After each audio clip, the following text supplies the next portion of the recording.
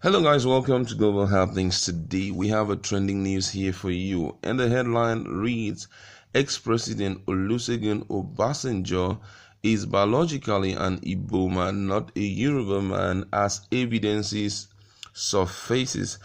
But before we continue with details of the news and further analysis, we'd like to encourage you to please subscribe to our channel by clicking on the red subscribe button and also on the bell icon so that you can get notification anytime we publish our videos on YouTube. All right, let's listen to the news in detail. A middle-aged man, Damilade Abdul Oladele, has insisted that the former head of state and president, Chief Olusegun Obasanjo, is a native of Onitsha in Anambra State and not from Owo in Ogun State. Damilade wrote on his Facebook page that the resemblance between the Igbo Onyejekwe of Onitsha and the former president is too striking. Igwe Onyejekwe was reported to have lived in Owo in Ogun State as a police officer around the time the former president was born. According to Damilade, he wrote, the resemblance is too striking. Igwe Onyejekwe of Onitsha that ruled from 1962 to 1970. He lived in Abuja. He lived in Abeokuta for years before being recalled home to be made Igwe, which is the king. He also lived in Owo at the time Olusegun Obasanjo (OBJ) was born, but Obasanjo has debunked that he was born by this late Igbo king of Onitsha. Onyejekwe was a policeman in Owo and in the early 1940s, and Obasanjo's mother was a live-in concubine.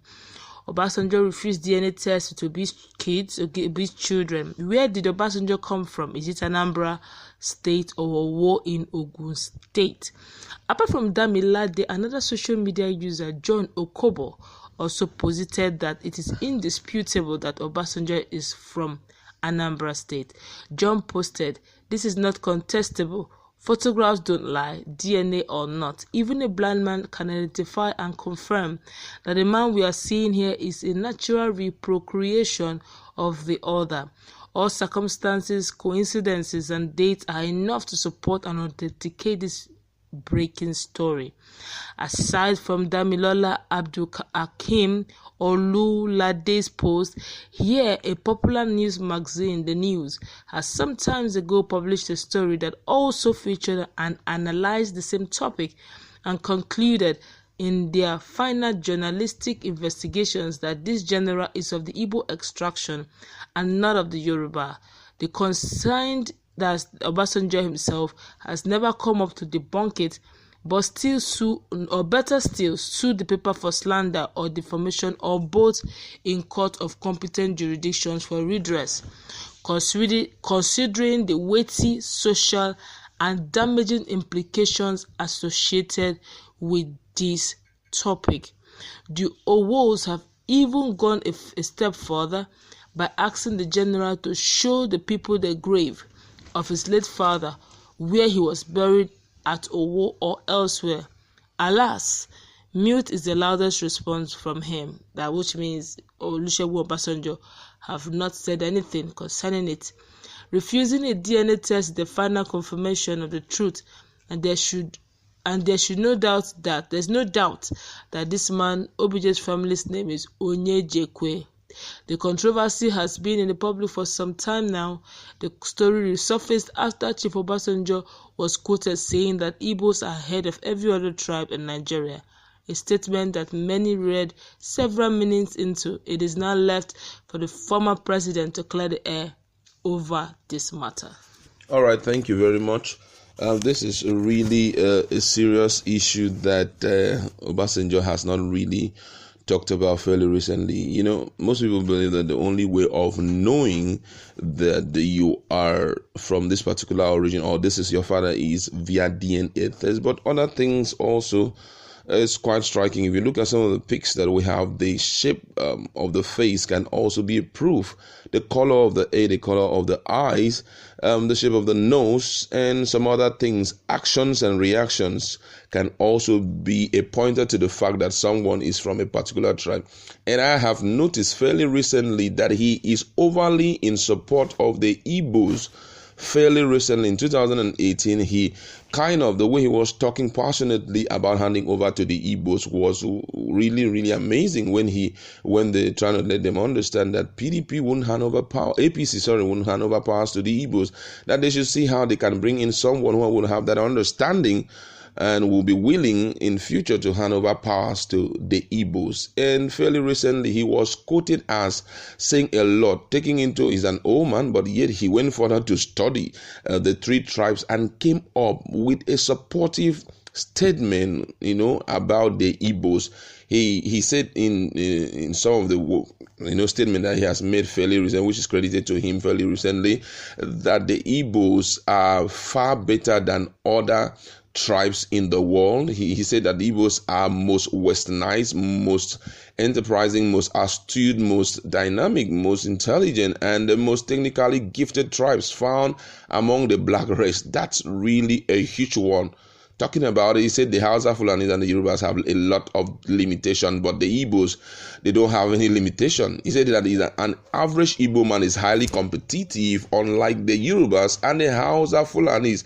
Imagine a Yoruba man talking like that. I've never heard, I think just two of them I've noticed fairly recently, that they are overly in support of the Igbos. For Femi Fani Kayode, that one could be linked to the fact that he is their in-law. But for Olusegun Obasanjo, there's nothing pointing to that fact that he's married to anybody. But the way the man has been, talking about the Igbos fairly recently, I just keep wondering, man, this guy, are you sure this guy is a Yoruba man? He went further to say that the Igbos are highly competitive, unlike the Yorubas and the Hausa / Fulani. And don't forget that he himself is very, very competitive.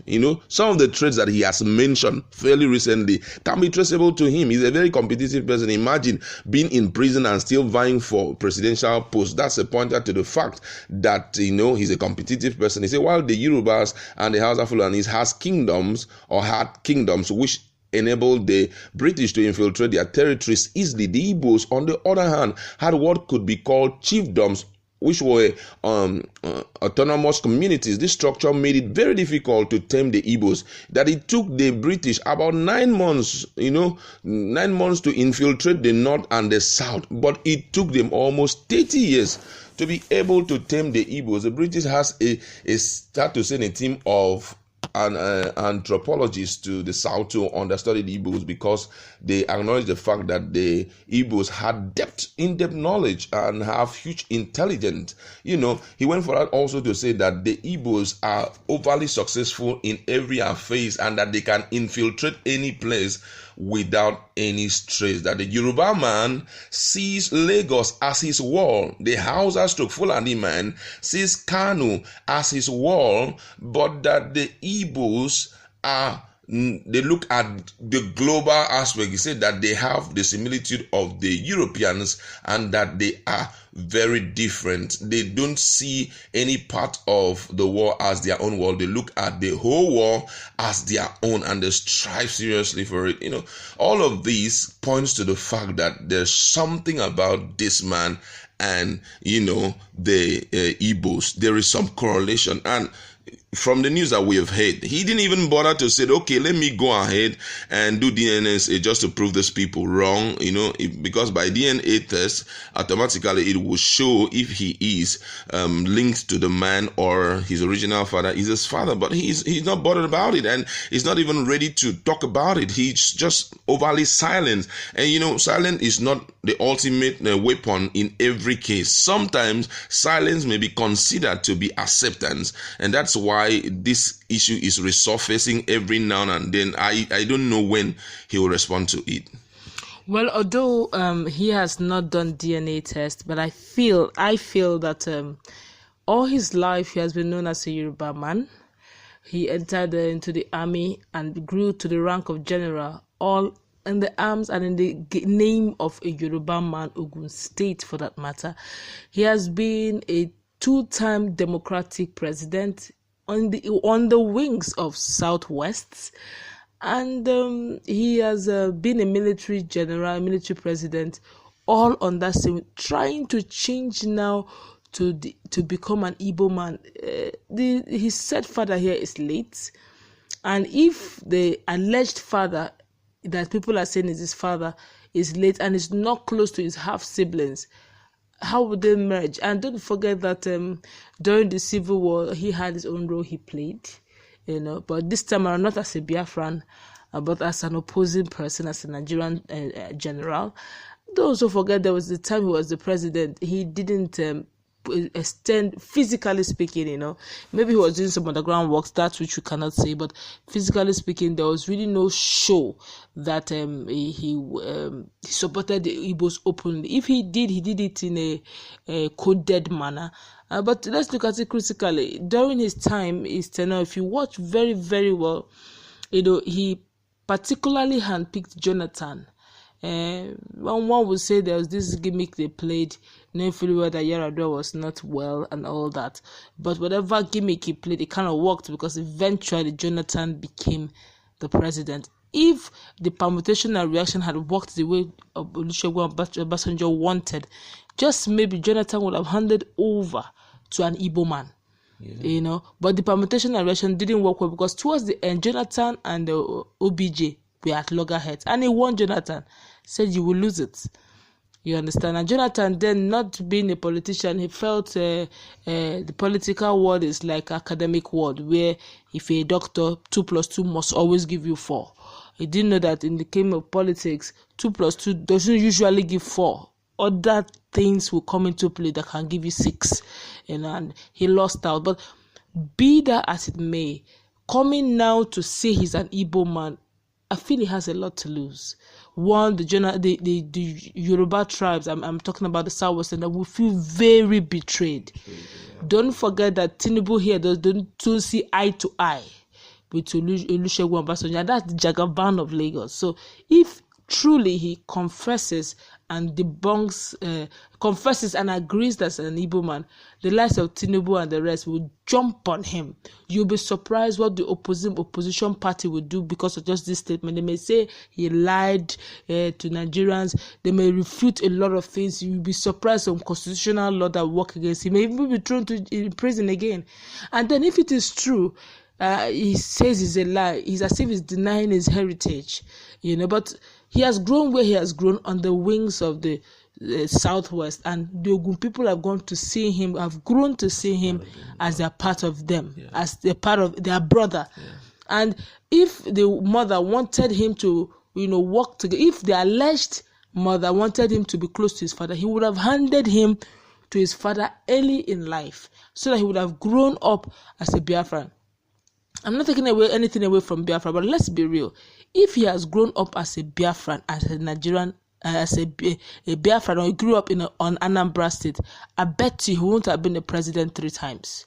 Because that ethnicity tag would have limited him. Probably wouldn't have even grown in the rank and file of being a general. Yeah.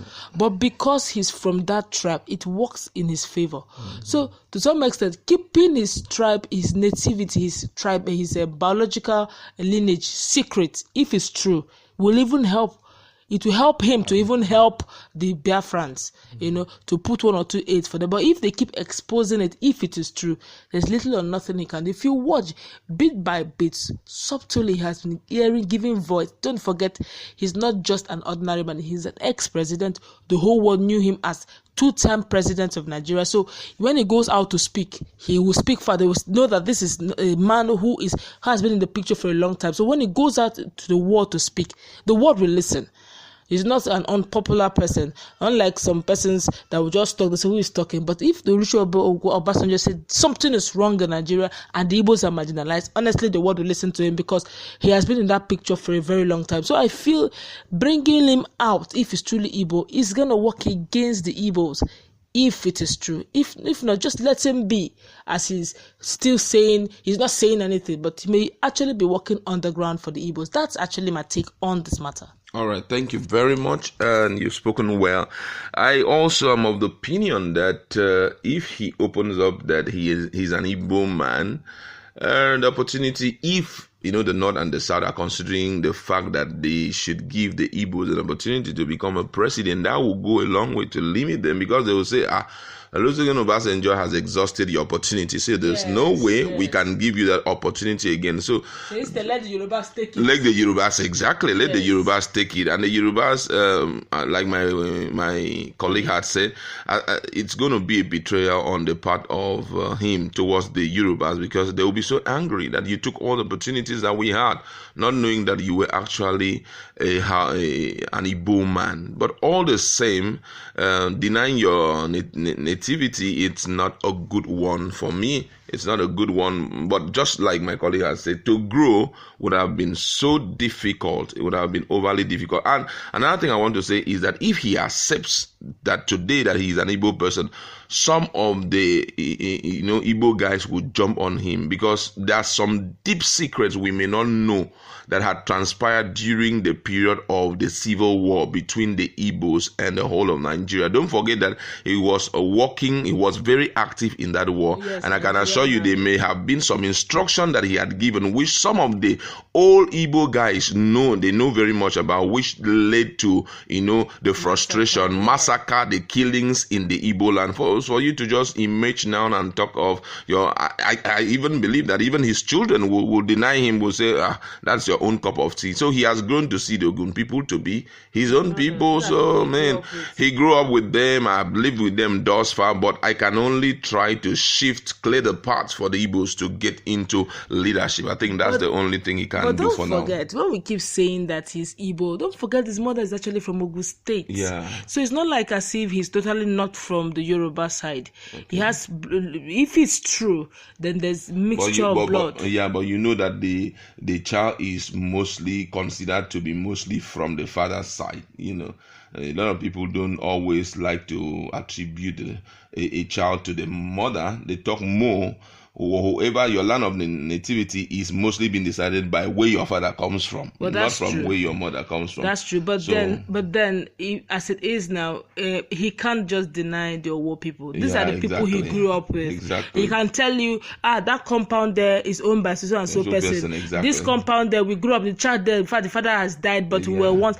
But he can't say the same of the Biafrans. Exactly. He can't even say it's close to MNK. He does not know MNK one-on-one. Exactly. He cannot, I'm sure even the neighbor of his late father, if an alleged late father, does not know who the neighbor is. So to him, it's as if it's a case of, yes, you might have been my father biologically, but you're actually not my father, because those who did the fatherly figure, I still have them in my mind. I really don't know you much. You just are the one who fathered me biologically. So that's how it remains. Just to me, though. All right, that's where we're going to leave it. Go to our comment section. Let us interact. Do you think that his silence right now is an indication that he's from Imo State, that they've caught him red-handed? From Anambra State.